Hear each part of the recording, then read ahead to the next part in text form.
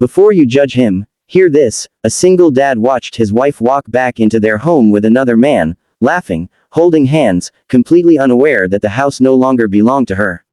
What she didn't know was that the papers were already signed, the deal was done, and the life she abandoned had already moved on. Stay till the end to see the twist no one expected. And hey, before we dive in, make sure you like this video and subscribe to the channel to support more real, emotional stories. Ethan had always been the quiet type, steady, patient, the kind of man who believed family was something you build with small acts of love stacked day after day. He worked 2 jobs, packed lunch for his 7-year-old daughter Lily every morning, and still found time to bring flowers home for his wife, Clara. He believed love was simple: choose your people, and stay loyal. But Clara had changed over the past year. She'd grown restless, quick to anger, dismissive of Ethan's every effort. When she announced she was taking a girls' vacation, Ethan didn't argue. He only hoped the space would clear her mind. But on the 3rd day, photos started appearing online. Clara wasn't with friends, she was with a man Ethan had never seen before, a man whose arms wrapped around her as if she'd never belonged anywhere else. The comments were cruel, the truth undeniable. Ethan felt his world drop out from under him, but his concern wasn't for himself, it was for Lily. That night, he tucked his daughter into bed, kissed her forehead, and made a decision: he wasn't going to let his child grow up in a house where love was something one-sided, where loyalty was something only one parent offered. Over the next few weeks while Clara was still away, Ethan sold the house, legally, cleanly, with full ownership rights because he'd bought it before their marriage. He packed only what mattered: Lily's drawings, her school awards, and a few photos from happier days. Everything else he left behind like a chapter he was finally willing to close. On the day Clara returned, Ethan stood outside one last time, listening to his daughter laugh in the backseat as he strapped her into the car. He wasn't angry anymore. He was done. What he didn't expect was Clara arriving hours early, with her lover by her side. The two walked up the driveway laughing, hands intertwined, utterly unaware that their grand reunion scene was about to fall apart. Ethan watched quietly until Clara noticed him, her smile dropping as if her jaw had forgotten how to close. "Ethan, why are you here? What's going on?" she asked, but her eyes kept darting nervously to the man standing beside her.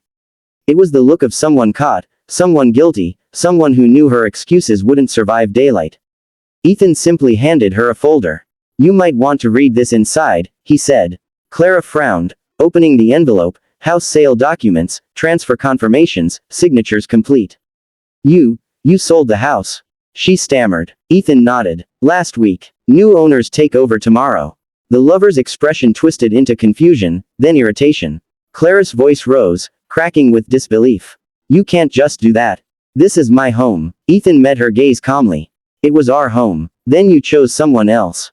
Lily and I are moving somewhere safe, somewhere peaceful." Clara opened her mouth, but no words came, only shock.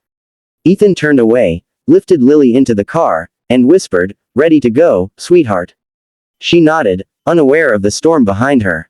And as Ethan drove off, the house shrinking in the rearview mirror, he didn't feel victory, only closure.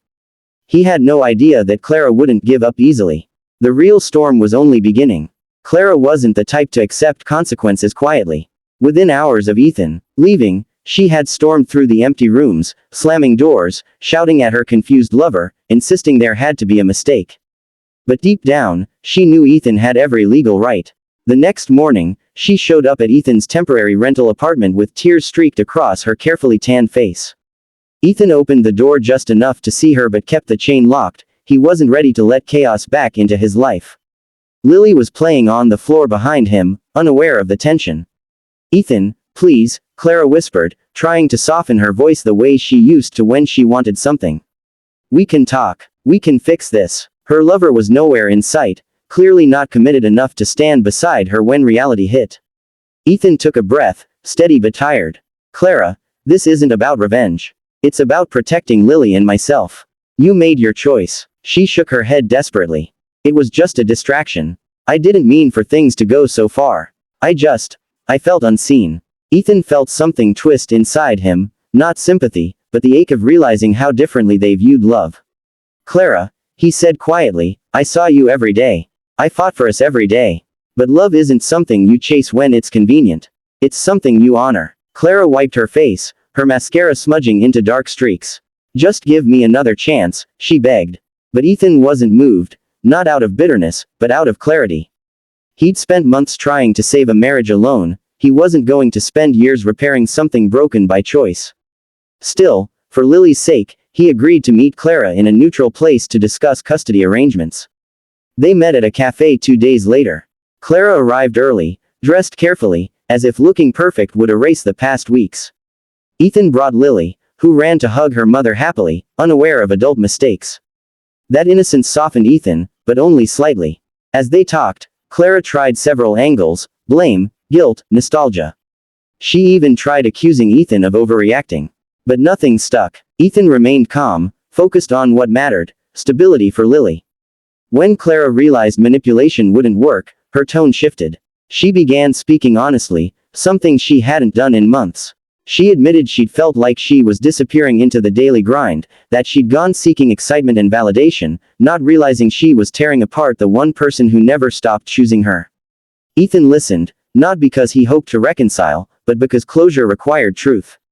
"I'm sorry," she whispered. "I know it's too late to fix us, but please don't shut me out of Lily's life." Ethan nodded. "You're her mother. She needs you. But she also needs stability.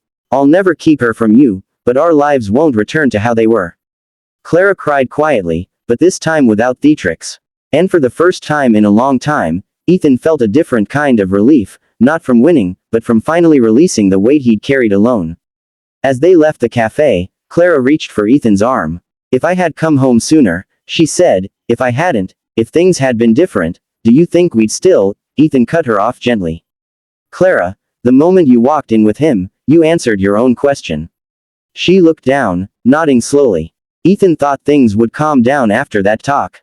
But he was wrong. Clara's lover had not taken kindly to being cut out. And he was about to cause chaos Ethan never saw coming. The next week unfolded like a storm Ethan didn't know he was standing in the center of. Clara's lover, enraged that she wanted nothing more to do with him, began harassing both Clara and Ethan. At first, it was messages, angry, desperate, threatening. Clara, overwhelmed and frightened, told Ethan everything. Ethan knew he had to step in, not for Clara, but for Lily's safety.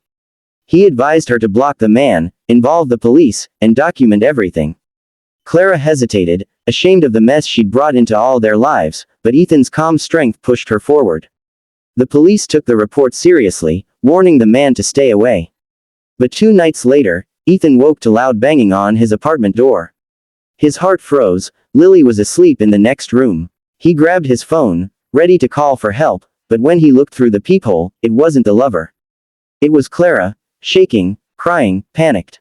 "He followed me," she whispered when Ethan opened the door. "He's outside somewhere. I don't know what to do." Ethan didn't hesitate. He pulled her inside, locked the door, checked the windows, then called the police immediately. Clara collapsed onto the couch, trembling. For a moment, the years of resentment and betrayal fell away, replaced by a basic truth: she was Lily's mother, and she was afraid. Ethan sat beside her, speaking calmly until the police arrived, searched the area, and escorted Clara to a safer temporary location.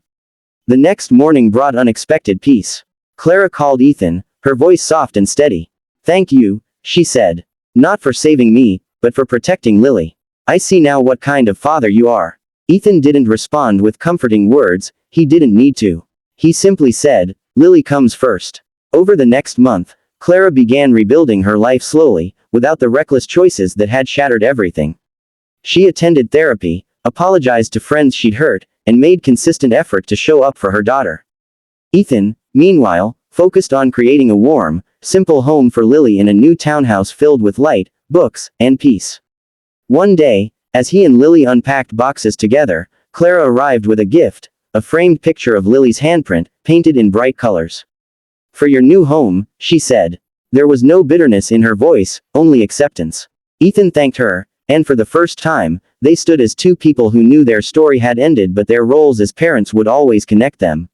Months later, when Lily performed in her school play, Ethan and Clara sat side by side, not as a couple, not as enemies, but as partners in the one thing they still shared: love for their daughter. And as the lights dimmed and Lily bowed on stage, Ethan realized something: sometimes losing a marriage means gaining peace. Sometimes letting go isn't the end, but the beginning of a gentler life. And sometimes the hardest heartbreak leads you exactly where you were meant to be. And before you go, don't forget to like this video and subscribe to the channel for more heart-touching stories like this one.